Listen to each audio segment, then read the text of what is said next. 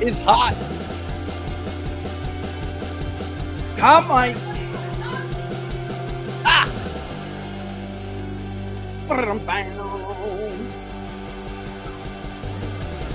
No, not today. No Mr. Lonely today, folks. Just this the usual music for Inside the Numbers with the People's Pundit. I'm your host, Rich Barris, the People's Pundit. Don't forget, if you like the videos, to like them and to share them far and wide. As always, the best place to follow us is right here. peoplespundit.locals.com, peoplespundit.locals.com. We'll have Kentucky 4 go up soon. I think regardless of how it goes, I think we'll probably try to pull Kentucky for this coming week. And Texas is right around the corner, so we've got to have an update about Texas and early voting because there's some misnomers that are going on. We got to clear them up and talk about what that may mean. Plus, compared to the polling, which we are doing, and you may have noticed the difference in the turnout over the last 2 days in Texas. There's a reason for that, which we'll discuss. My button just popped. Okay. But of course, we're really here for most of the show to talk about the State of the Union 2026. Overall, I want you guys to be very careful of overstatements when it comes to the State of the Union.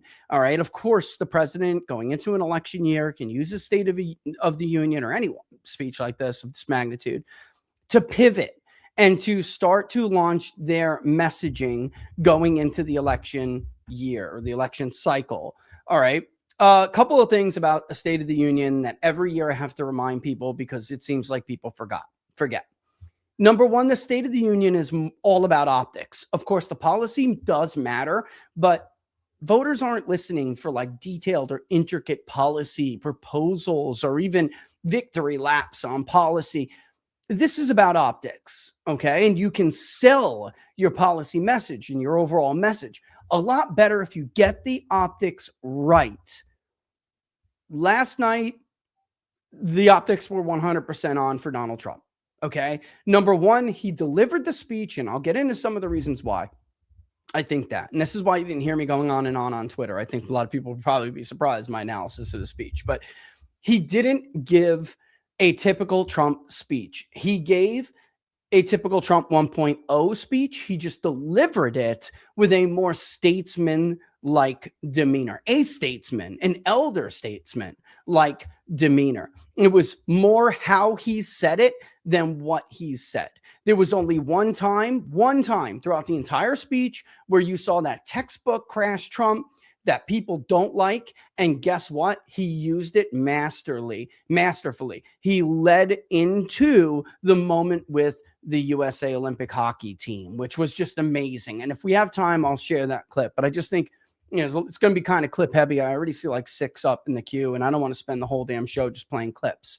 But I do think that it's important to explain that. Okay. Second thing about a State of the Union that people need to understand. Wait 1 second. There we go. I just find it full. The second thing is the response. I don't care who you are. I mean, honestly, you could basically be Jesus Christ and you will not get a good reception on a State of the Union reply. It has been, look, State of the Union replies are a graveyard that is littered with aspiring political candidates. One of the worst ones ever, which is a prelude to some of you who may think that he will make a good presidential candidate. Marco Rubio in the famous or infamous bottle of water incident. If I ever got picked to deliver a State of the Union from my party, I would flatly decline and tell somebody else to do it. It's impossible to match the grandeur and the spectacle and the optics of a presidential State of the Union. Oh, another reason why the optics were so good is completely on Democrats, and they should blame themselves for this absolutely incredibly bad F up. Choosing to have that many members or allowing leadership to not have done anything to prevent this was political malpractice by Chuck Schumer and Hakeem Jeffries. When your members don't go, more applause by partisans is expected. You will have a louder and what seems to be a more unified chamber if you allow that many members to boycott the State of the Union. And on that, and I'll just leave it at that, but on that, I just want to add about boycotting. This is where Republican cowards should wake up and realize what they're really up against. I don't care if you're bought off. I don't care if you're bribed. I don't care if you're whatever it is, you're captured by some other form. Maybe you got caught in a hotel room with a 16-year-old girl. I don't give a shit what your problem is. The very fact that you don't understand the action of them boycotting the State of the Union like this shows how little respect they have for these so-called norms and institutions everyone is so hell-bent on protecting. They will nuke that filibuster the very second they take over the Senate.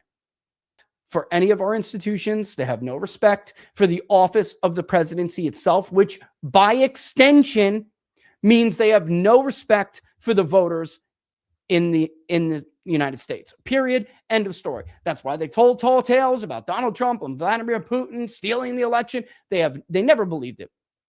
They never believed it.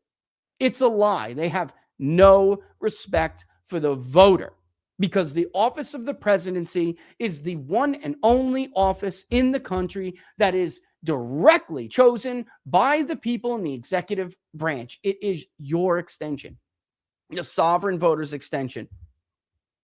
And them disrespecting that disrespects you. And it disrespects everything. We already know they don't give a shit about the Supreme Court. They don't care about court rulings. They don't care about the rule of law. Look what they did between the year 22 and 24. Actually, go back even before then. Go all the way back to January 6th. They have no respect for the rule of law. They will abuse and dismantle any institution. All friends. It doesn't matter. The ends justify the means to them. So for cowardly Republicans who don't want to pass the SAVE Act, who don't want to nuke the filibuster, which is really about your value to rent seekers, which is special interest. You don't give a shit about Senate history. You don't care about that. Stop it. You're like insulting those of us who know you're full of shit. All you care about is your value to special interests and the money you can extort out of them. And you should wake up, because this is what you're up against. This is what you're really up against. All right, let's just start. I do want to do the first couple minutes of the State of the Union so I can show you what I mean when I say that I just think the president delivered a masterclass speech, and I think it's how he did it. All right, and I want to show you some examples of that. One mistake I think he made very beginning of the speech, not even a huge mistake. And that is, again, because of optics. You want to get your opponents to boo you or not sit up at the right moments. So, you know what? We can start with that, but let's just first go, because Democrats can't help themselves. They just can't help. Let's go to what I think is there's like really two extensions of the worst moment. One was enormous disrespect. It always comes across to the American public very dirty when something happens like this.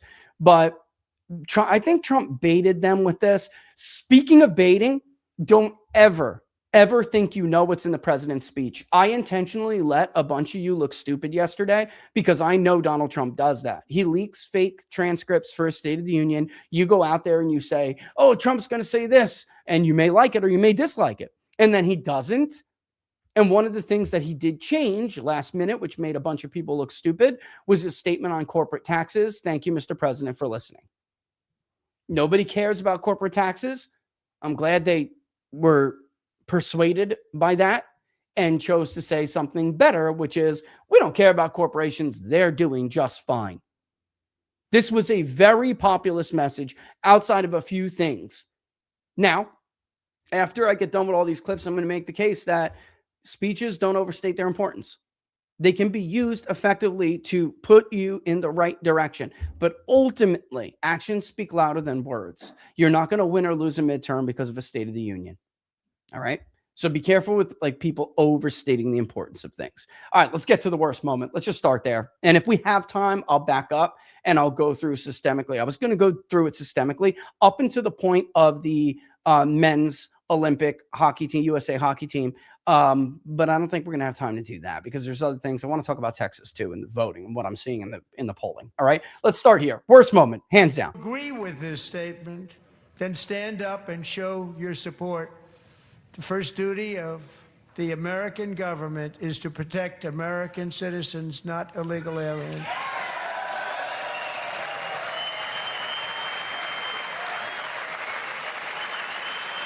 Look at that. Look at the optics of that. Listen, I know both sides of the aisle, like for real, all right? Things are very different in real life than they are when you're watching news on TV. It's all production. This is like a reality TV show and it's all for you. Your job as a voter is to like sift through all of the BS. And, hopefully some people, more people will be like me and tell you how people are in real life. Even I didn't think that many Democrats would sit there for a period of longer than 5 seconds and not realize what's going on. And here's why this happened. Because you'll see, and I will play one of the pundits in a little bit, and he'll say, oh, like, look, everybody knows, of course we all agree. No, we don't. We don't all agree with that statement. We don't. Putting the concept of the government's job is to put the citizens of their country first, the interest of their citizens first, is a concept that's supported by 80% of the country, but 20% does not. And within that 20% is the modern Democratic Party. They don't believe this. He said it, he slipped it on in, and they didn't realize it. And so they did what they do, which is just like fall into their ideology. And I think he timed it correctly, because if he would have said this right in the beginning, they would have been still more like alert. Look, after 10 minutes of a State of the Union, you can get a little slow, your eyes can fall a little bit. Not this one. I don't know what the hell they weren't paying attention for. But he did it, and he slipped it right in. He delivered it. Did you hear how calm he delivered it? He also did something, and when we go back, I want you to pay attention. What he did the best last night, and it made him look like a statesman, was not do his usual bombastic stuff that, listen, at this point where his popularity is, people are over that shit. All right? It's just true. Maybe if you're a core Trump supporter, you love it. Well, guess what? 60% doesn't. They're over it. He didn't do that. He kept looking over after saying things like this at the Democrats. And he kept looking over at them and giving them this almost fatherly disappointment look. And it landed hard. So he wouldn't do what typical Trump would do and cause people to have what's called a negative partisan reaction. All right. So you're all going to just like retreat to your political corners. He didn't do that. He didn't invoke that tenor. He didn't invoke that tone. And so what he was saying would get through. Most of the country, even many, many, many Democrats are processing it, and they're hearing it and they're saying, well, of course, that's the job of the country. And then look at the pan. The pan is just unbelievable.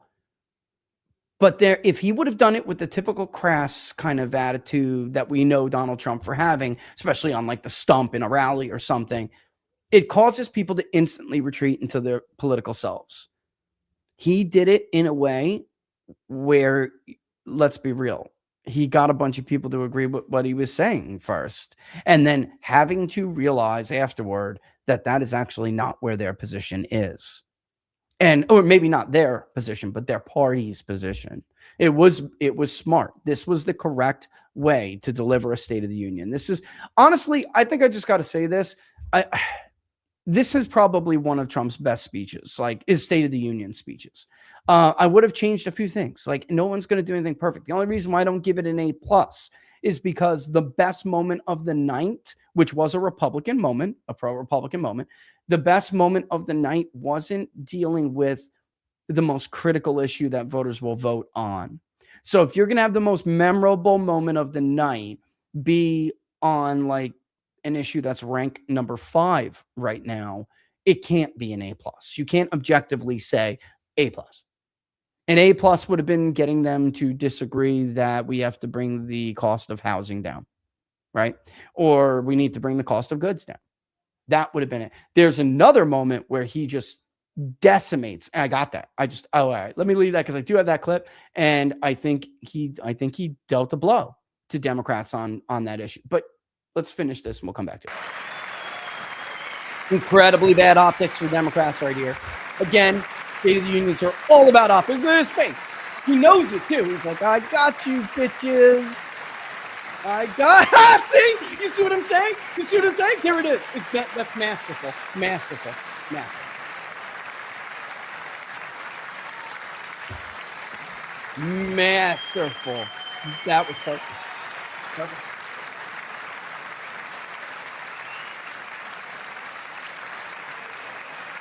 Perfect. Just let it soak in. Let it soak in. Let Democrats realize, and now they're going to wake up in horror like, holy shit, what did we just do? This will be in every clip, in every battleground district. This is beautiful. It's still going. Clapping gets higher. Oh, God. So devastating. So devastating. So bad. Look at Mark Kelly. Oh, you friggin' look at him, you curmudgeon. Mark Kelly turned into a curmudgeon in like 4 years, didn't he? Like 4 years. It took him 4 years to turn into the Grinch who stole DC, right? The Grinch who stole USAID. There he is, ladies and gentlemen. You fucking cue ball. Look at you. You look ridiculous. And he knows it too, because you can't now clap. It's too late. And there was no, the best part is that Trump did not do this with any bombast. He didn't do it with any crassness. He just let it happen. And they did. So no fair-minded, truly fair-minded. Many of us are not, unfortunately, but no truly fair-minded person that you have to is going to look at that and say that that is a good moment for Democrats. There are memes everywhere already. I'm so glad I got an Instagram account, boy. I'm not going on TikTok, especially not that it's been bought. Not doing it. But this will be the gift that keeps on giving. And Democrats did it to themselves. I think that he slipped it in. It was a fake out. It wasn't in the transcript. So it was a fake out. And he slipped it right in at the right time. And he got him. All right. We don't have to listen to the rest of it. He just goes on. It's really perfect. Here's another really, that was like the best moment for Republicans. I think that's really clear. It was leading in immigration, so what I liked about it is we can go back later and say, this applies to everything, not just immigration. He led it in immigration. And that's, it is what, guys, immigration's number 5. And I don't know when Republicans are going to learn. It doesn't matter. You close the border. You're not going to get credit for it. We've been down this road before. I don't know when you're going to get this through your heads. Is it fair? No, it's not fair. Guess what? Life's not fair. Tough shit. Stop crying. Boo-hoo. Move on. So he leads in immigration with it, and this happens. Sanctuary cities that protect the criminals and enact serious penalties for public officials who block the removal of criminal aliens. In many cases, drug lords, murderers all over our country, they're blocking the removal of these people out of our country, and you should be ashamed of yourself.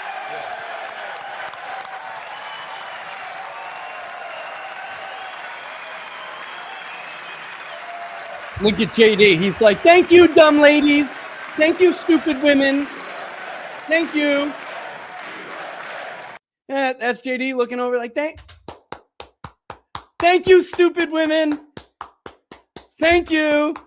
Because I come from the Midwest, and I know that everyone's going to look at that clip, and they're going to say, someone smacked that. That's what they're going to think. That's what Americans are going to think. All right, let's have like unfiltered analysis here. Nobody likes a big mouth. Nobody. I don't care what sex you are. You don't like it. It's obnoxious. You look like an entitled. They just fit the worst possible character. Who the hell do you think you are? Your father was a death squad officer. Are you serious? And you come here, on the backs of the Somali fraud thing, it's like they're pissed that they're about to lose half of their bribe revenue. They don't give a shit about who gets hurt, what ICE does. It's a little shit. They look like they're entitled, and Americans, and the way she was screaming, like Americans are not allowed to say who cannot come into their country.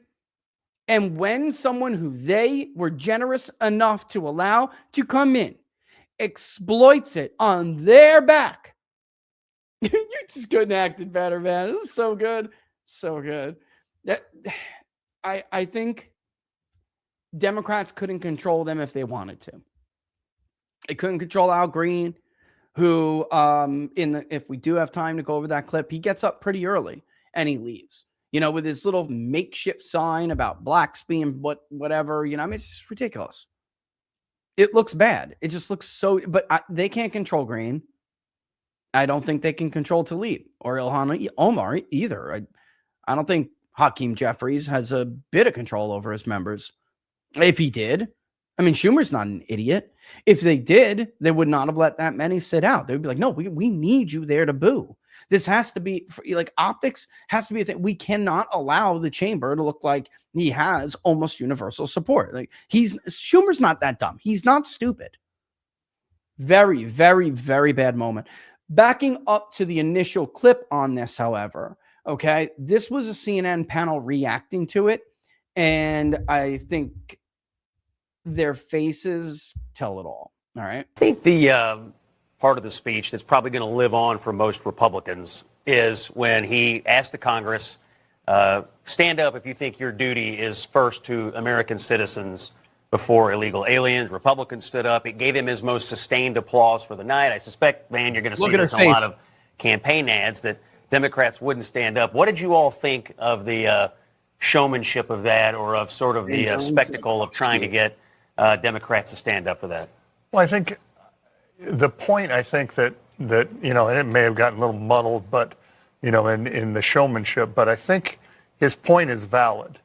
Everybody in that room represents the citizens in this country.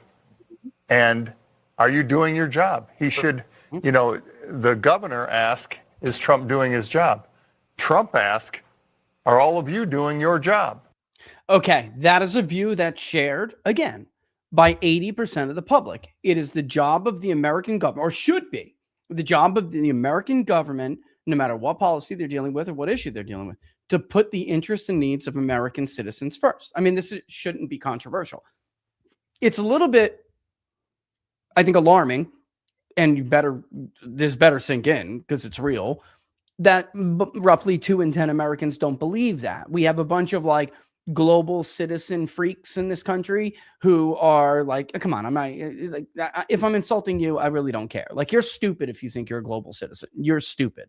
You're choosing to deny how the world works and live in a reality that doesn't exist. So I really just don't have any respect for you personally. I'm sorry. Your intellect is too small to really to entertain. Okay, asshole, I dare you to walk across the border into Mexico the way they walk in ours. I dare you. As a matter of fact, I would dare you to just go across the border in Greece and see if they don't shoot you before you can get across. I mean, it's ridiculous. It's not a world that exists. So I don't know why people believe that. But this man is espousing a view that the vast majority of the country does agree with. But I would say roughly 30% who agree with it don't realize that their party does not.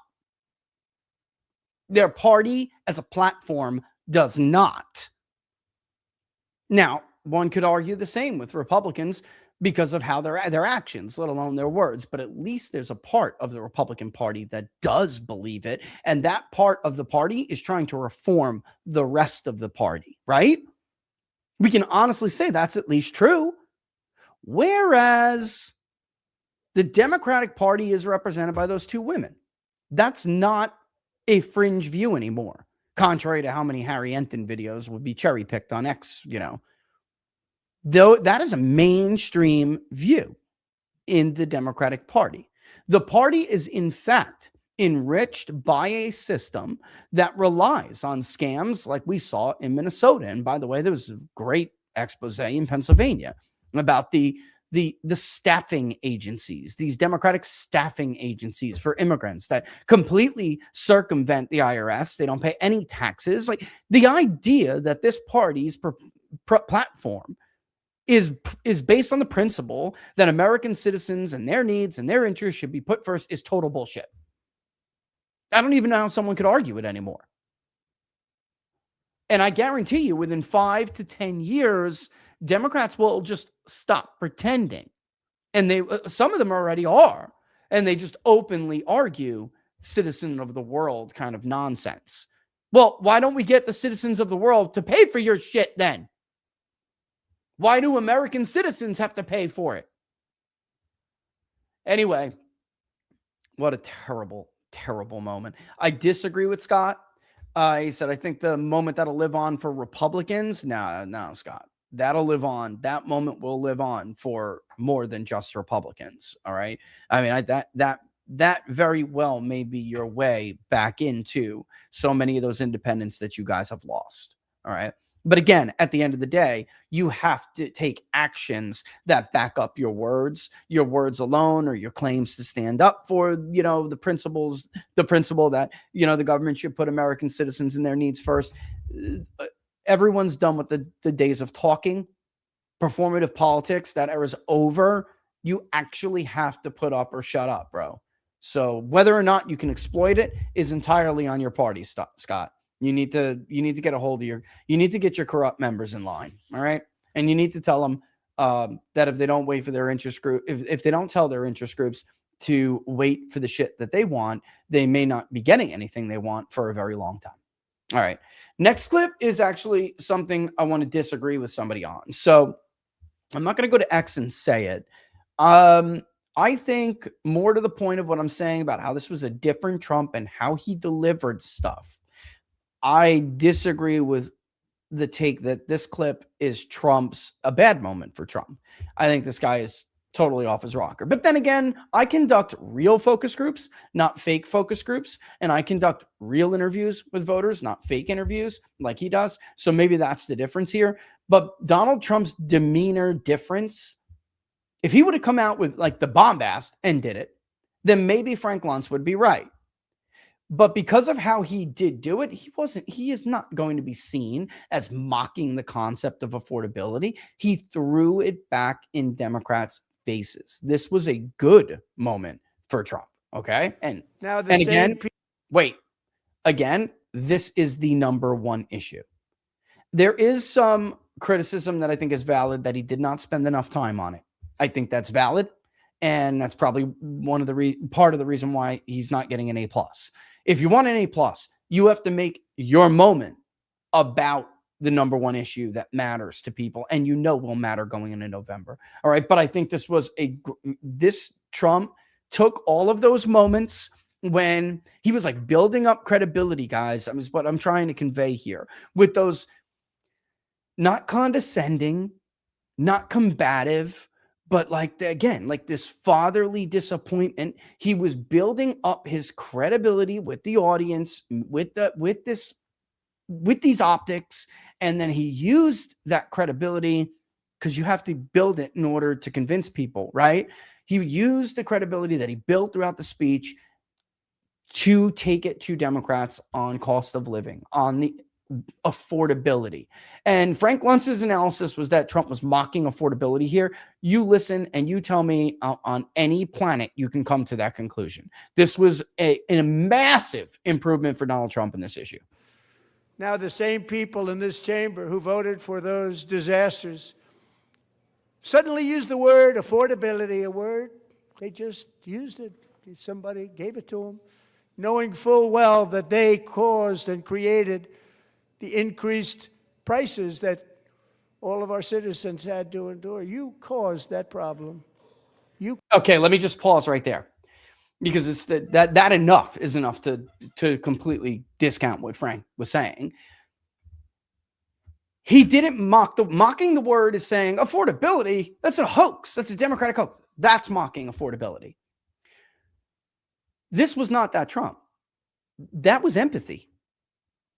What you just heard is something that I've been begging this White House to show for months. And they did. I can't criticize him for this clip. Frank's out of his mind. This is exactly what Donald Trump needed to do. That's called empathy. Maybe Frank forgot how to recognize it when he sees it, because it's been so long since anybody, including Trump, in D.C. has shown any freaking empathy. That is exactly how, and then he built it up and he dumped it back on them. You caused this. So he shows this empathy. He addresses it, shows his empathy, and then looks at them again with this disappointment. You caused this. Our citizens had to endure, he said. And then he turns and says, you did this. That was beautiful, Frank. What are you talking about? This was it's perfect. I'm going to let it continue actually for a little bit. Cause that problem. No snicker, no wise ass face, nothing. That's a face of empathy. That was good.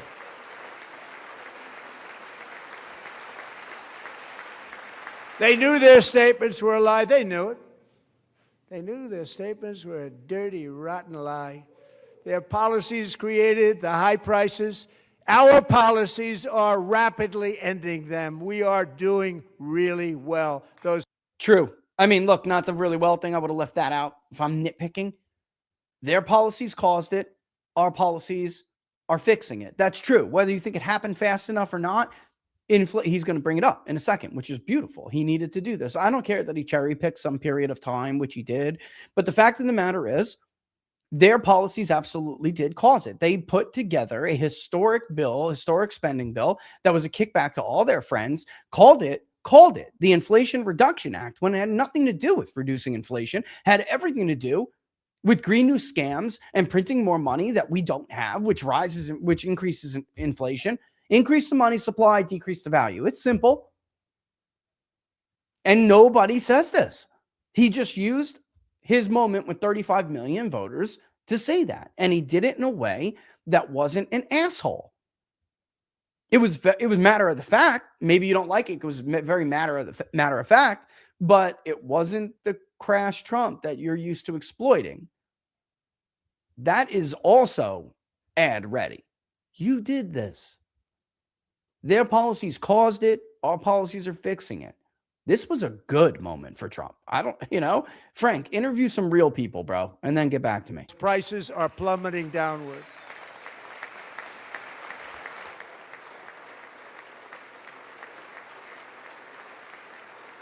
The price of eggs is down 60%, Madam Secretary. Thank you.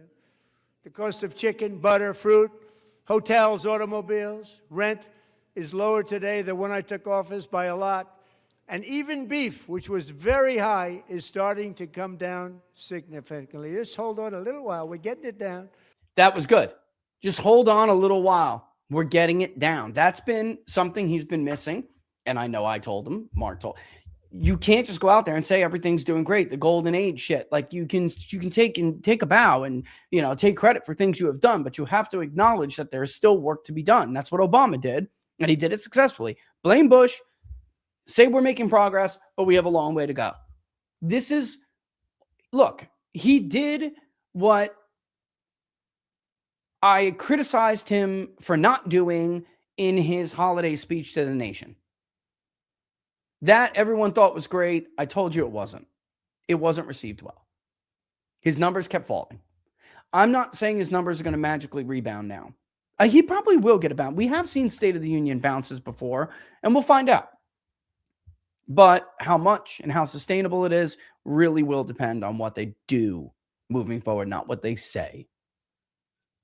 That was a great clip. Also, Madam Secretary, thank you. Is that the typical Trump that the media loves to mock and make fun of? Giving other people credit? Saying it was a team effort? No.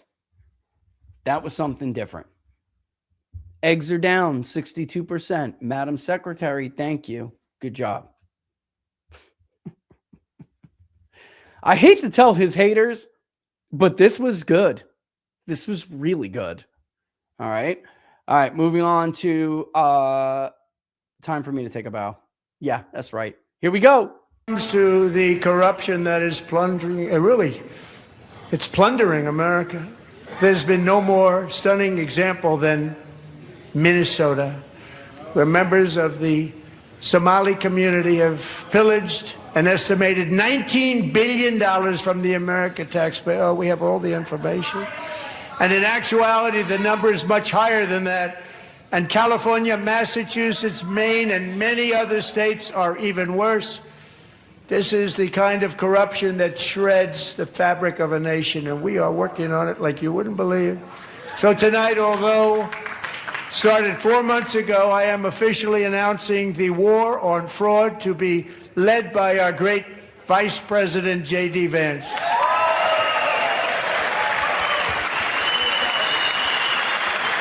Stand up.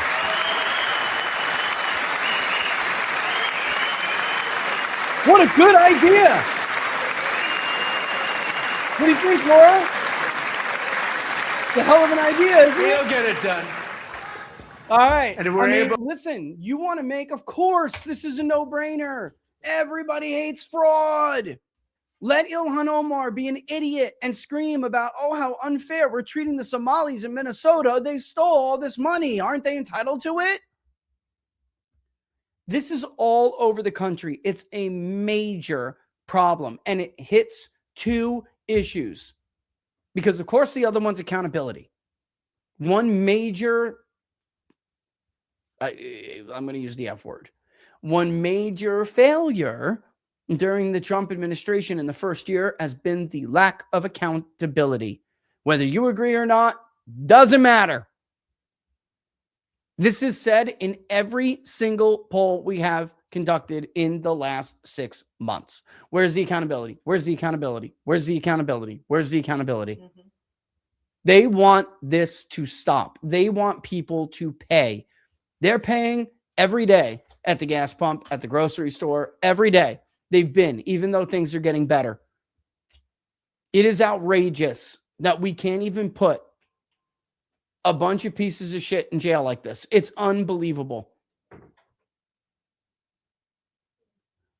What? Hold on one second. Oh.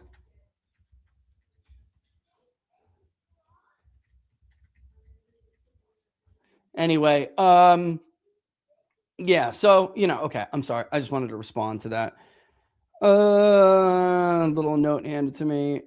Again. Oh. Are you serious? Are you kidding me? Also during the show. Anyway, all right, so yeah, I'll leave it at that. Okay. I've been making a lot of comments about his demeanor, and I could let this go for the rest of it. I don't know. It's a lot of it's just applause, but this is one of the most popular things that we have polled, which was setting up a task force under somebody else. And the reason why I thought Vance was the obvious lead here, obviously the president thinks he's going to be great for this, is because he's a very good ambassador to the affordability issue. And this hits both of those things, accountability and affordability. You don't like to be swindled when you're suffering. When you're paying, you don't want to see somebody else getting away with something, right? You don't want to see a system being robbed when you are suffering from the system not doing well. So this is a big deal. And Vance he articulates these issues very well, and he's hoaxy. He's homey. He's folksy, right? He's not rough around the edges, but he can be serious and stern when he needs to be. This has got to be done. And I mean, there's got to be things that obviously you got to take. Again, you can announce things all you want, got to take actions. I actually do know that there are things happening here. It takes time. Some things take time, but this was a big deal. All right. Instead of just ripping through the applause, because it's 2:42 and I want to get to Texas. Instead of ripping through the applause, look, even some people on CNN, they're analysts, not the panel, the voting panel. Even some people on CNN were like, look, this was good. I hear his criticism, and that is, I think, an important place to end, whether we agree with it or not. But even he knows he saw a different Donald Trump last night, and that's David Axelrod. And he'll even use the E word, which is, guys, think about what a dramatic change that is from just a few months ago when Donald Trump sat down with Laura Ingraham and said things like, there's no talent here. Telling you the lack of this has been real. It's been noticed by the American public. They feel like they're getting a different Trump. He's talking about them and to them in a different way that they're not accustomed to. Even when he's crass and whatever, they're accustomed to that. But there's been this feeling, this perception. And that's why he's losing on this question, that Trump doesn't care about their problems anymore the way he used to. And in order to change that, you have got to show a warmer side of yourself. You have to make it out like, look, this guy was slinging fries at McDonald's when he was running. What happened to that guy? Well, this obviously is a very, very different Trump and a good start last night. All right. Here's David Axelrod on CNN. He saw it too. Basically kept control of himself, which I think will be a great relief to his strategists and aides there. But the question, I mean, I think he did well from their perspective for the reasons that you say, John, and he used the gallery very skillfully to kind of simulate empathy, which is a thing that he's been lacking. And that's sort of a surrogate for that. The question is, he started off the speech by saying, this is the turnaround for the ages. Okay, wait, before he gets into that, which I actually will agree with him on, he didn't use the gallery to simulate empathy. That was real empathy. You can tell when someone is doing that. His boss, Barack Obama, he was good at it. It was also bullshit. That wasn't bullshit. That was real.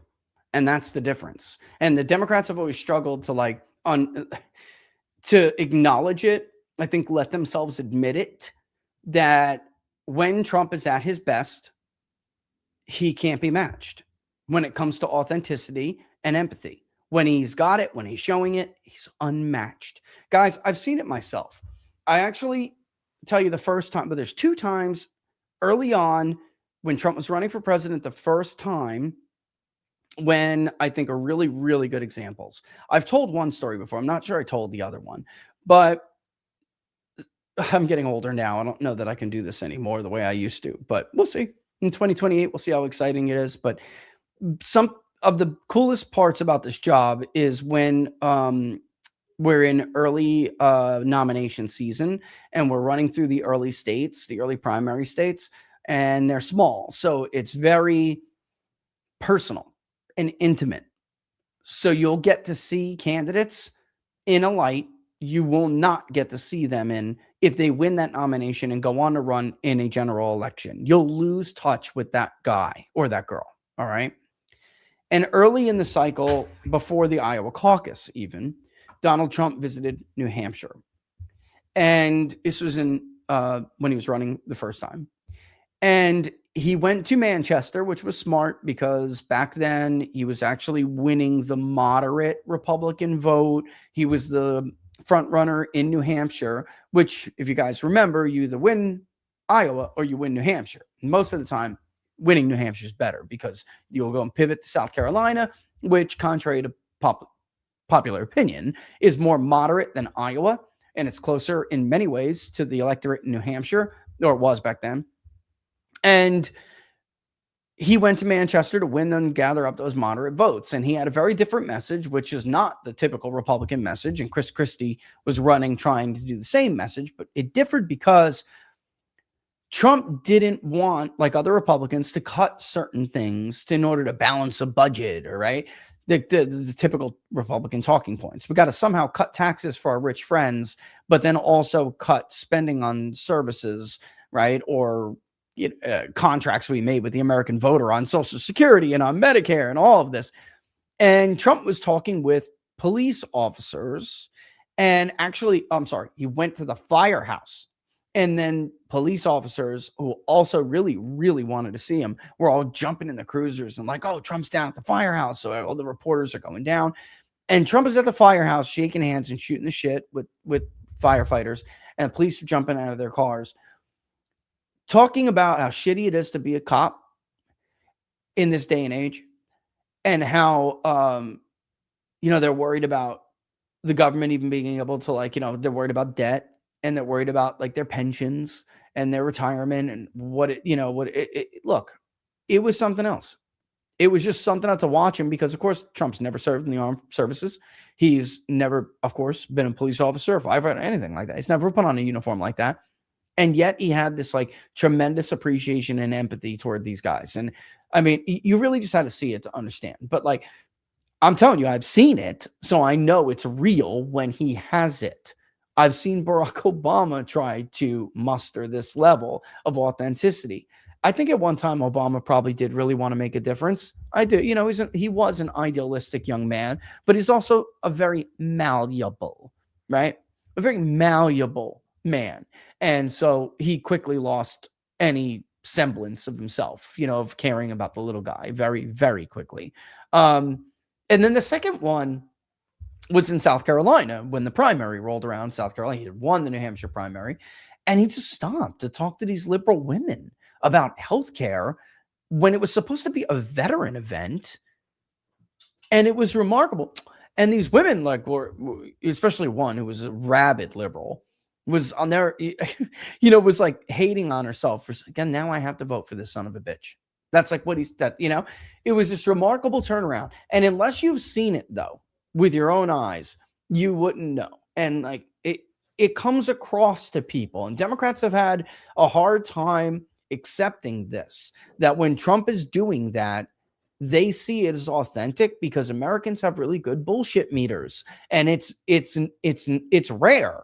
So they'll know it when they see it. That was real authentic, like that was real empathy.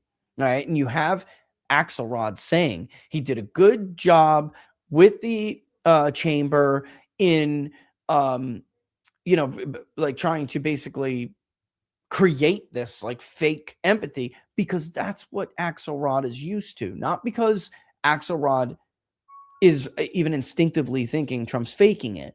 That's what they do. That's what they do themselves. So they have a hard time understanding Trump's appeal because it never dawns on them that that's real empathy and that other people can have that. And it's crazy, but that's how somebody like David Axelrod thinks. Generate the fake empathy, right? Simulate it. And they have like acting coaches to help them do that shit. I guarantee you Donald Trump's never taken a single acting lesson from a political advisor in his life. I mean, not like that.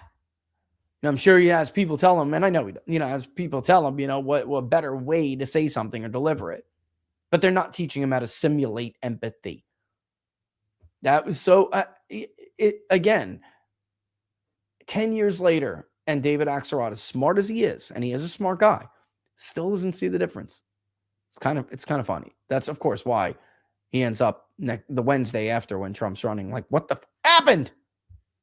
All right, let me just finish the clip, and then we'll get into Texas. God, it's already almost 3 o'clock.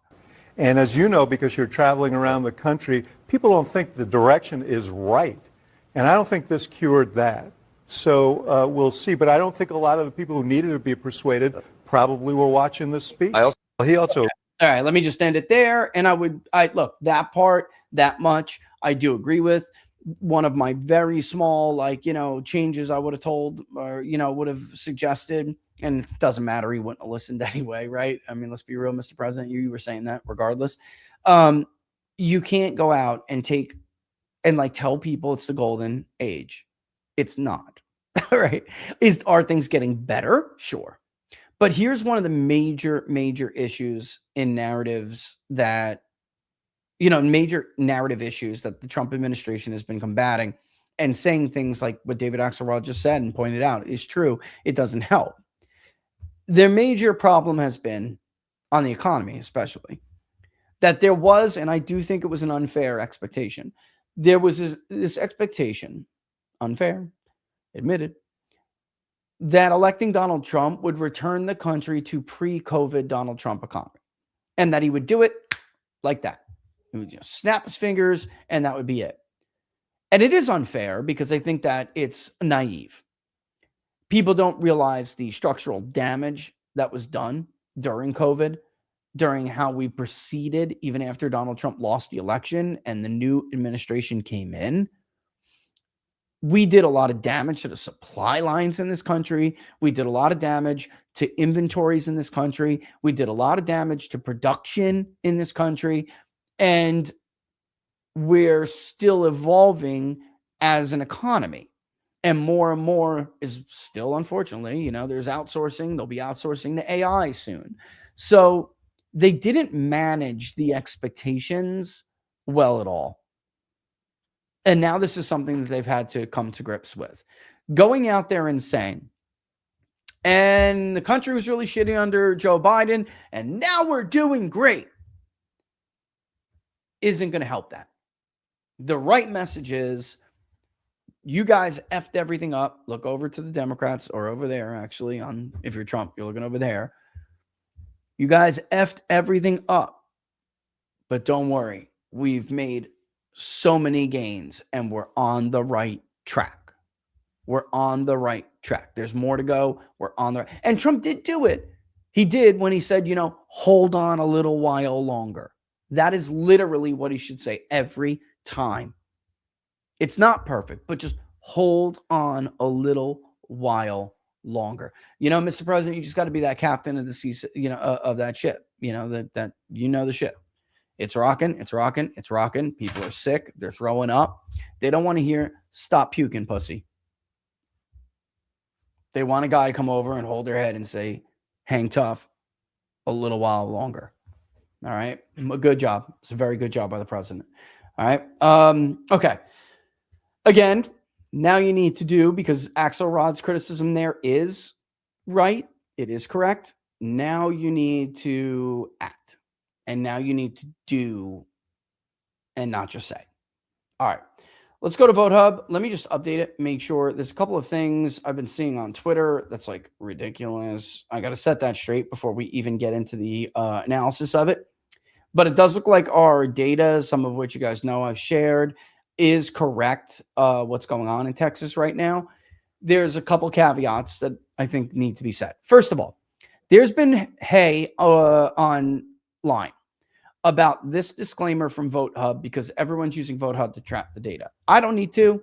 I can go into my voter file vendor database and go through it. I could show you a picture of what it looks like by returns right now. It's awfully blue. All right. Now, Republicans have been catching up in the last 2 days, but let me just read this right here. Okay.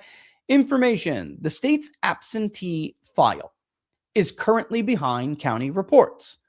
To enhance accuracy, results are sourced from 27 counties. Discrepancies between county and state totals remain, likely resulting in a disproportionate undercount in Republican ballots. VoteHub cautions against making direct comparisons between the two parties' primaries at this time. I think that's the smart, responsible thing to put up. I just think it led people to overstate that impact. Where the files are currently behind is why they are noting that we are likely, almost certainly, seeing an undercount in Republican ballots. But I got to remind you guys that it is the state absentee file. All right. If I go into mine and I look it up, I will see that the early in-person is almost identical. What is a little bit lagging, of course, are the mails. That's why when you look, ballots, 614,675 early in-person votes cast, and then 28,000, only 28,006 in the mail for Republicans, that is. When you go to Democrats, you're only going to see 29,589 compared to early votes, 725,175, obviously being what? Early in person. Here's the problem with thinking that there's going to be this massive change in the percentages that you're seeing on your screen. Mail-in voting is not a huge thing for Republicans in Texas. The absentee list itself that's disproportionately undercounting Republicans is not from early in-person voting. Republicans in Texas have embraced early voting, and they overwhelmingly do it in person early.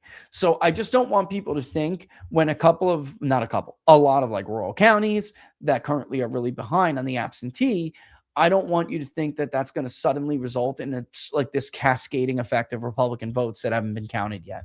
I don't think that's going to happen. And I think it doesn't matter anyway, because their preferred voting method, especially early, is we have plenty of data to tell us enough. All right. Now, Republicans probably will surpass Democrats, and I expect them to do it pretty soon. But the reason why is because of what our polling is showing. And that is that Republicans voting early tend to vote in person, and they'll have this big burst in the first day or so, especially in Texas, and then trickle off a little bit. Especially men will say, if I'm going to vote early, I'm going to vote in person and I'm going to vote later as I get closer to the period. Look, Republican men in particular just kind of procrastinate. I don't know. It's their behavior. It's the way they are. And then you have Democrats who like to put their best foot forward. So I do think we're going to start to see a kind of reversal. Now, these numbers still should concern Republicans quite a bit. All right. It was 752,600. As of the 22 final, they're at 121% of the total of the final 2022 period. Now, I think that's, overall, they're at 126.5% of 24's final. They're going to go gangbuster. As of today, 246.2, and 2022 was, as of today, was 264. So comparing this to Republicans, 138.9%, and then the 2022 final, which we can compare right now, 120.7 to 62.7. Look, Republicans don't have to match organic enthusiasm because they have so many more numbers here, but they did have to pick it up, and they're starting to pick it up now. But you can still see that the natural enthusiasm advantage is most certainly on the Democratic side. Okay. 2 days ago, we started to see the benefit. There's no other way to put this. When those numbers first started coming in, and Texas Republicans and even national people, right, took a look at these numbers and were like, oh my God, what is going on? We were actually doing the tracking and the polling. We could see that the certainty to vote was only marginally a Dem advantage, but the enthusiasm to vote was a massive advantage for the Democrats. I mean, quaking in your boots, massive. It was huge. And to their credit, a bunch of people saw this, mobilized. They're going to have to scale. Republicans, meaning Republicans, are going to have to scale up what they started to do in Texas here a couple of days ago. We're now seeing the fruits of that labor. They're going to have to scale that up in a lot of other states going into 2026, because unless something changes. But right now, Democrats have a massive enthusiasm edge. And what does that mean? It means it requires their party to spend less money to get their voters out. They just want to get out. Republicans don't. They're disaffected. They do this thing. It's kind of natural for Republicans. We're like, oh, we won an election. Now that everything's going to be okay. Like, they need to get this out of their head. Democrats, it's their religion. They want to continue. Even when they lose, it makes them even more outraged and more, it motivates them even more, like a cornered animal. They start fighting back. Republicans are like, well, I guess I'll go to church. Well, I guess I'll spend some time with my family. Like, this is what they do when they win elections. Long-term problem for Republicans, always has been. But again, I mean, it's not good. It's a pickup. What I'm worried about is that we did see this. This is my concern. We did see this in Virginia and New Jersey. It never materialized. There is at least evidence over the last 48 hours that it is materializing in Texas. So that's good. That's good news. And the difference is I'm telling you, there's infrastructure and there are reasons that the vote is picking up. I don't know if they can do that everywhere going into the 2026 midterm. So far, they have not done what is necessary to scale these efforts, these endeavors up, so that they are active, not only in multiple states. They know where. Well, generally, they know where they have to scale this stuff up to, and you can't rely on the people who are doing it now to parachute in every time your data sucks, every time your turnout numbers suck at the last minute and fix it. They're benefiting right now from being able to focus exclusively on Texas. And there's some primaries that, of course, if you want to get the grassroots motivated, nothing will motivate them more than a real opportunity to kick out some piece of shit incumbents. So there were people who were happy to kind of parachute in, and I don't want to give them away. If they want to talk about it, they'll talk about it. But to parachute in at the last minute and say, you know what, we can't have low turnout because, one, it will be nonstop Democrat gloating and Democrat propaganda, which you can turn into reality. I mean, we outvoted Republicans by so much. We have a real chance to take Texas. There's a real danger in Texas right now that not enough Republicans show up if someone like Cornyn is nominated, yes, Paxton has his baggage, but like Paxton doesn't have 30% of the party threatening to not show up to vote for him. Like Cornyn is a problem. I know he's won and he's won easily in the past, but there is a huge chunk of the Republican coalition who's sick of voting for people like John Cornyn. And if they win these nominations, they may not show up. So some people were happy to get in there, try to prevent that. And then, of course, you have it looks like Democrats are going to nominate Crockett. I mean, with this turnout, I guarantee you Crockett is leading Tallarico by quite a lot. I have no doubt at this point. But there's also the Brandon Herrera situation with Tony Gonzalez, right? So whether they're in the district or not, I mean, you want to juice up turnout because the rhinos in the party are totally happy with losing that narrative war if it means lower turnout will save their rhino incumbents. Think about how much they spent on Ken Paxton. I haven't added it up recently, but combined, it has to be 30 to 50 million. I mean, it has to be, right? It's a huge media market state between ads, mailers, radio ads, you name it. I hope, by the way, a lot of people figured out that for some reason, let me just give locals this. I'll give you the Rumble locals. I know if you got here late, if you just signed on to Rumble's late, I mean the locals late, I don't know why it's not streaming to you, but join, go over to Rumble. Go to Rumble. Sorry, let me just tell everybody who's kind of lost. Go to Rumble. If you just came in, if you just came on. Yeah, I don't know.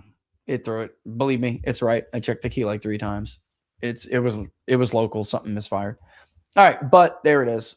Go over to Rumble, and that's probably why there's so many more people watching right now. Everyone who couldn't watch on locals either jumped on X or on Rumble, which does allow me to record and see the viewership, and I'm like, holy shit, it's a bigger number than usual.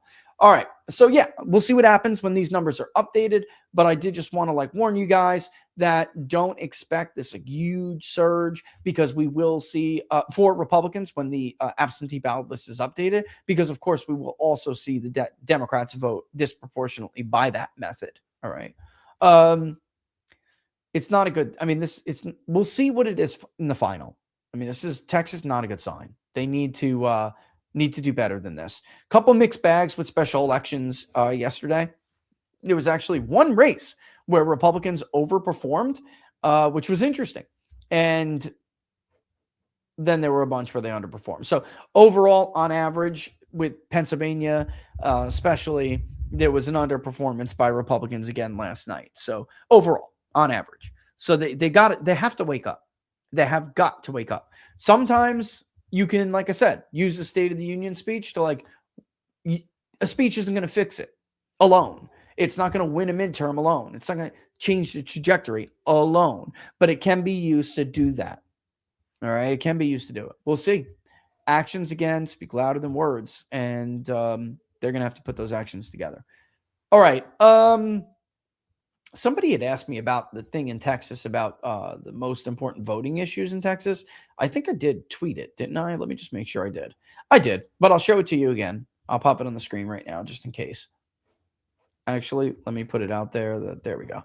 Let me add it as a video, as an image file, so it just doesn't cover over my face. All right. This is Texas. This is what right now.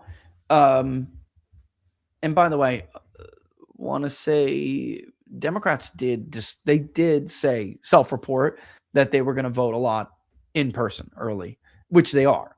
And Republicans had an advantage. So raw total numbers, we should expect Republicans to flip the script here pretty soon. I just don't know by how much because the advantage isn't that much. So we'll see. But again, there are more Republicans than there are Democrats. So they should be able to. This is what they're telling us are their most important issues. Cost of living inflation is by far number one. This is called a rank distribution for people who don't know. This is very different than a pollster just saying, what's your most important issue? And then you look and people will say, Epstein's only 2%. Epstein is in corruption and accountability.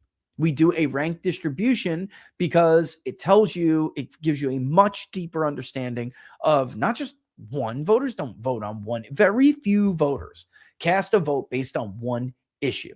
This gives you a much better idea of the collective mindset that voters have when they go in to decide who they're going to vote for. And it's very simple. Rank distribution is, here's a list of 20 issues, put them in rank, please, from most important to least important. And we'll show you the top 10, or sometimes we show you the top 12 if something is close or if it's been shuffled around lately. And the only thing different in Texas than in the national rank distribution is that corruption and accountability is number 6 in Texas. It's number 4 nationally. Crime and safety is number 6. They swap. Immigration and border security is still number 5. Cost of living is still number 1. Economy and jobs still number 2. And you can see here, guys, that the economic stuff is like leaps and bounds ahead of everything else. If you were to add healthcare, then you would consider it like you can consider everything like economic cost of living, because healthcare is about cost of living. And they're out there, man. I mean, they're out there compared to some of the lower ranked issues. It's interesting in this one that crime and safety came in 4th. I will say Ed deleted the tweet, but we did see Ed recently push back on his own agency, who has been saying that crime has been declining by a lot. And it's strange because as we poll these states, and this is Republicans and Democrats, by the way, as we poll these states, we've noticed that crime is consistently within the top 6 or 7, and sometimes it's number 4 or 5, although not usual. What do you mean, my pre? What do you mean, what do I need? You know what I need, girl. After this, we'll wind up going to the gym, and then I'll go and poll. That's usually my life. Sneak in a gym moment where I can and go poll. Yeah. So this is typical, I guess is what I'm trying to say. I guess what I was wondering is why crime is always so high when that's not what, it's just not usual. So obviously something's weird there. But then Ed deleted that tweet. So, we'll see. Why, folks? Because you would expect, if crime is plunging so much, the way that Kash Patel is suggesting, crime as an issue would collapse too. It would not be a top concern. Forget about top 6 or 7. It wouldn't be anywhere. You might notice that foreign policy is way, way down the ladder on priorities. Foreign policy, national security, not even close. Not even close. And then that's a great way, because it's already 3:12, and then I'll get off and I'll ask her what in Sam hell she's asking me here as a follow-up. This is my warning. And if you didn't read the Iran war dilemma on Locals, I think you need to. I'm probably going to turn it into a column because I wrote it and then somebody called me from a certain paper and said, Rich, I think you need to write a column about this and we would love to run it. And I probably will. If you course correct here and start, Republicans, the administration, start course correct and start to take some more of the suggestions that some very smart people have been giving them, if you bomb Iran, you'll step on all of it. So I'll end with this. Listen, war has no upside. There's no political upside. I keep seeing people say, you know what? Let's have Congress vote, get Democrats on the record. Yes, do that 100%. But I think you forgot that Democrats voted for the war resolution in Iraq, and then they ran against Republicans on the war anyway. They crushed them. In 2006, they defeated Republicans. It was a crushing defeat for the Republican majorities. Crushing. And then in 2008, Barack Obama would go on to kick the shit out of John McCain and take a bunch of seats that Democrats never had any business in winning along with him because of the war.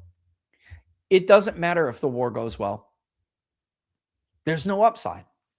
Once upon a time, the Iraq war had popular support. This war does not.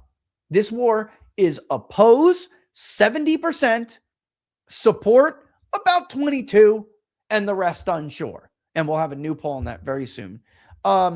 That includes a massive majority of Republicans.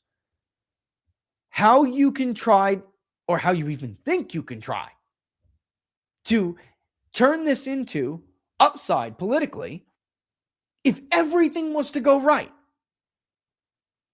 is almost unfathomable to me. Like, I understand DC stupidity, so that's why it's still remotely fathomable to me, but there is no upside.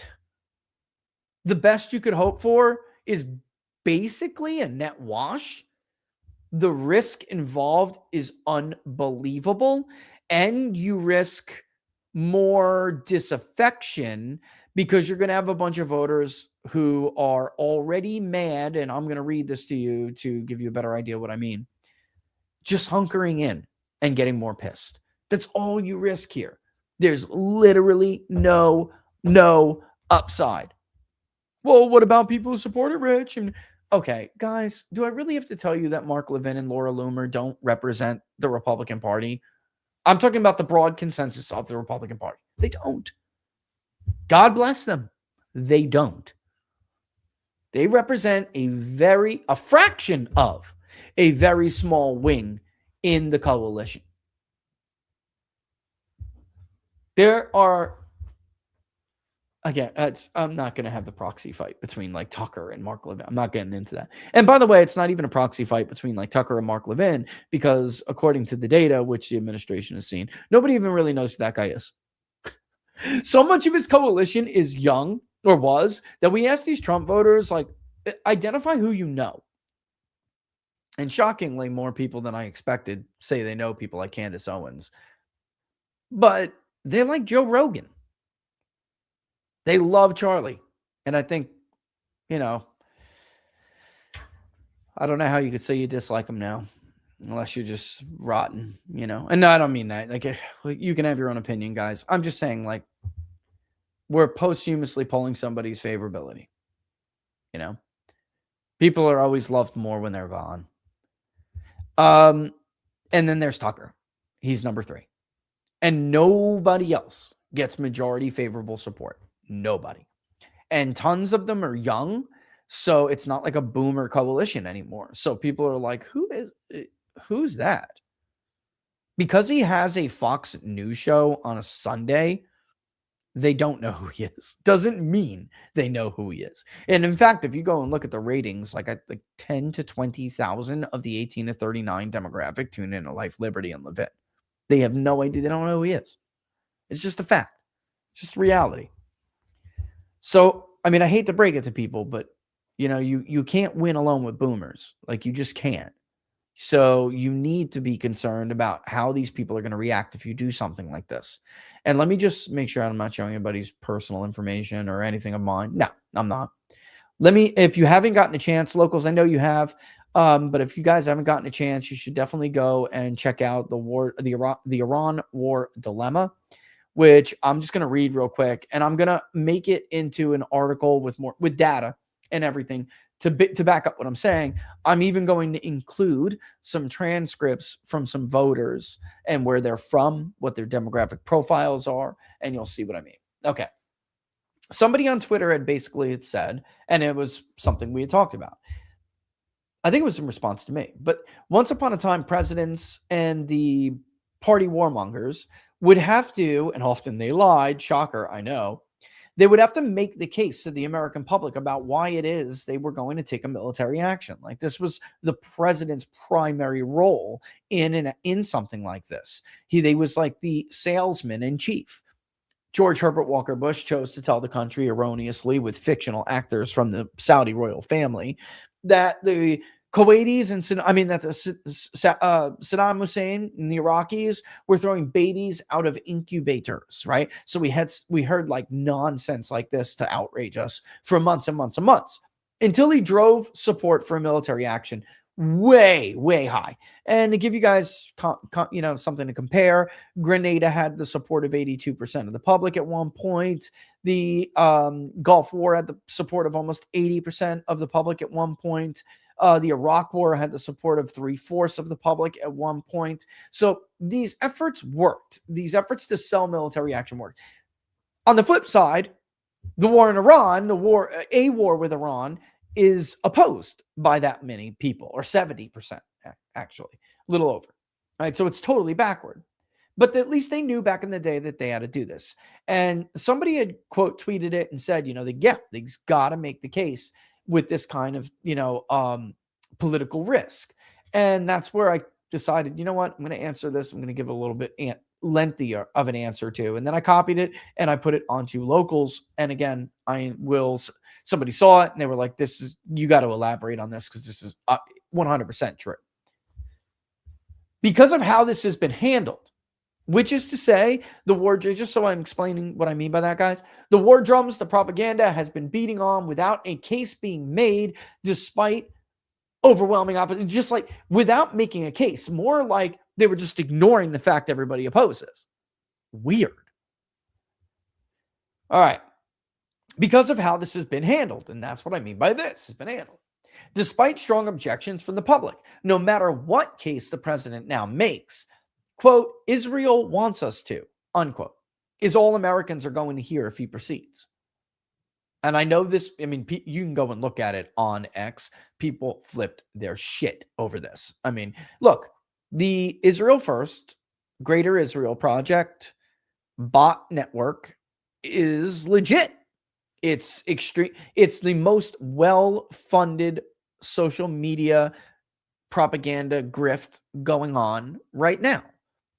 There was just an incredible article in Haaretz about it. And again, and even like these reaching out to influencers and stuff. It's unbelievable. One, voters already feel their domestic agenda was sacrificed for this in 2025. If you can't see that, then believe me when I tell you, it's you, not the rest of the country. They're not wrong. It's a public schedule. Look it up. His numbers cratered due to this sentiment, and everyone clapped like a seal and blamed Tucker Carlson. It's a small-minded, pathetic, and just straight-up stupid strategy, completely unsupported by the data. It's become a fairy tale rhino warmongers tell themselves to help them sleep at night.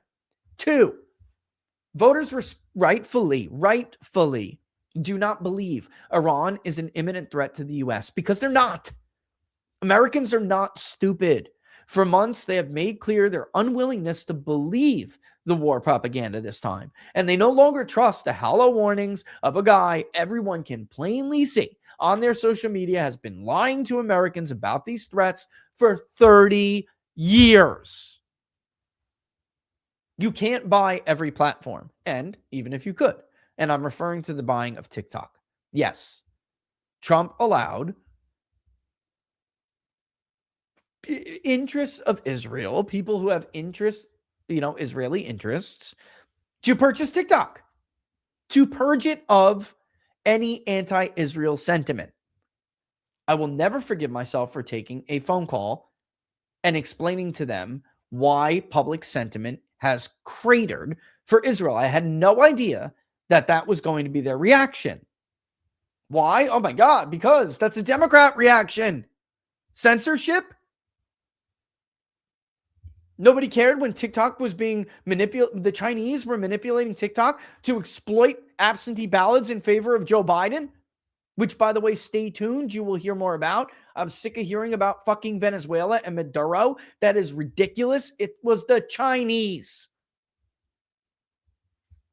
You will see. Stay tuned. And nobody gave a shit about TikTok at that point. But because nobody supports what they view, not me, I'm not saying this, what they view to be a genocide in Gaza, you then think it's okay and something, my God, has to be done about TikTok because people don't want a genocide? Check your soul, dude. You can't buy every platform, and even if you could, you can't buy voters' memories. Quote, they know more than you, unquote, is a throwback to a failed Bush strategy, one laughably foreshadowed and doomed for failure. Again, honestly, at this point, I should not have to explain this in any greater detail to anyone who still doesn't have their head super far up their own ass. Netanyahu has been to the U.S. more than any foreign leader should in an alleged peacetime 13-month period. There is no explanation for that. That is way too much time for a president in his first year. And that is time away from you, by the way. That's time away from your agenda. Because if you think all it is the hour or 2 hours they meet, you don't know how this works. Every trip disrupts a week to 3 weeks. That is unacceptable. No foreign leader, I don't care if they're Jewish, Indian, British, I don't give a shit what they are. No foreign leader should be here every other month at least in a president's first year. Get the fuck out. We have our own problems we need to deal with. That is beyond excessive by historical comparison. Nobody can argue that. Nobody. Not this time. It just won't work. The number one question I am asked from followers on social media to the highest elected offices in the country is what do we do to fix this? And they're referring to their numbers and their shitty polls. There is no simple answer anymore. It was simple 6 months ago. But you can start with this simple but extremely meaningful gesture. Just stop ignoring the voters and listen to them. Represent them for once. It's what you were elected to do.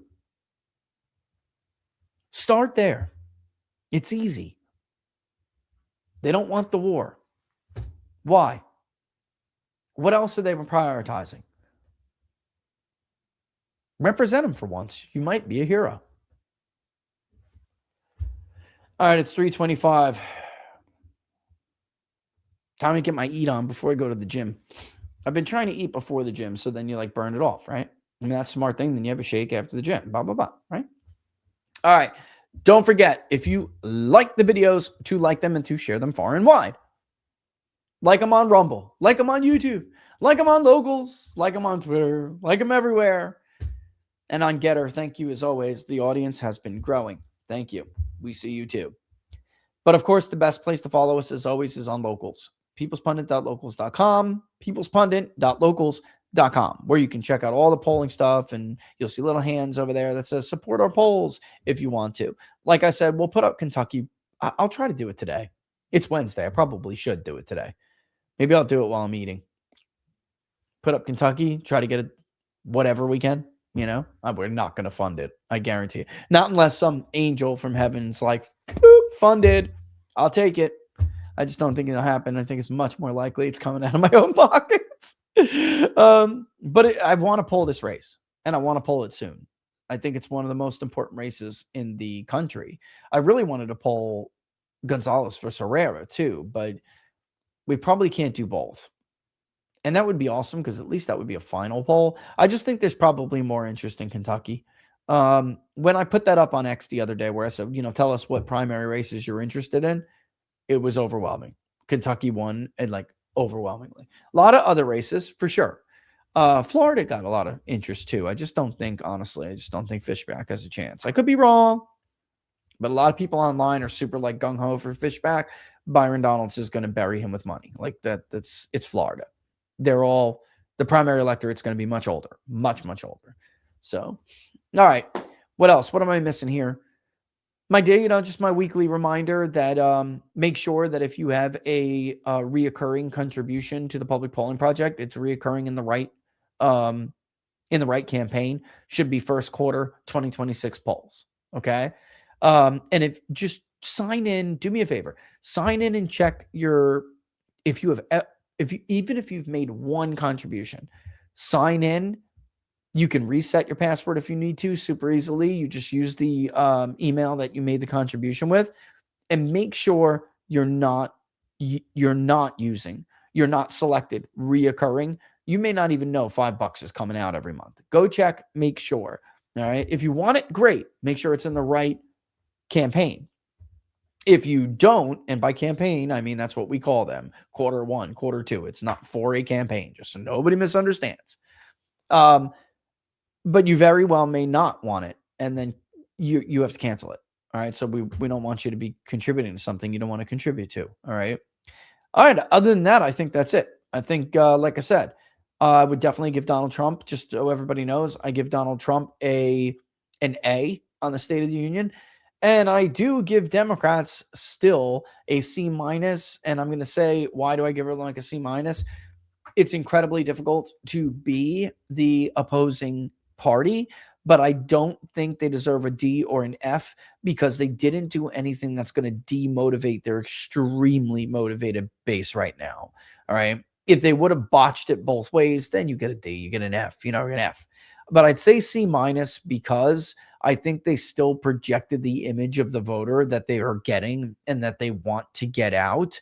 Spanberger is just horrible. It's just horrible. But unfortunately, it's a sad commentary on our politics, especially on our left-wing politics. Both sides. I could give sad commentary too. The right is not blameless here. Like they have, again, the clapping seals are the worst.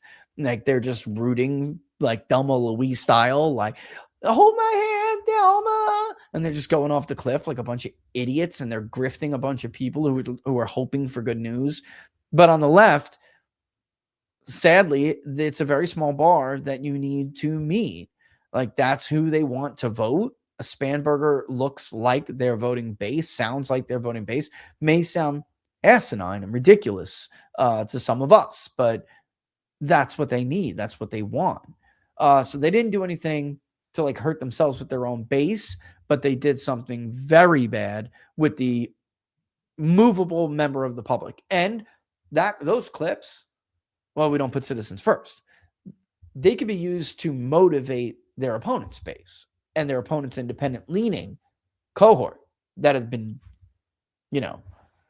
like, don't bother me. I don't want to vote. They screwed up. I mean, that's bad screw up. So that's what I think is right. I would give Trump an A plus. The problem, I mean, of course, I got little tweaks. It's just the moment should have been, not should have been. The only way you get an A plus from me is if that moment or several moments deal with the most important issue that will decide what voters do when they vote. And that's not what we got, but it was still a very, very good job. Very good job. And I think more of that, Trump, that's what they will need to turn this around. They will need that. They'll need that guy. They can't do it on their own. They can't. They just can't. Yeah, it's not. Republicans aren't capable. They need him, and they need a better version of him. They need that version of him. So it's a very good start. Very good start. Very good job by the president. Excellent speech. All right, I'm out. It's 3:31. I hope you guys have a great rest of the day, and I will see you tomorrow. All the best, guys. Hey, I should have pointed back at him. Good job.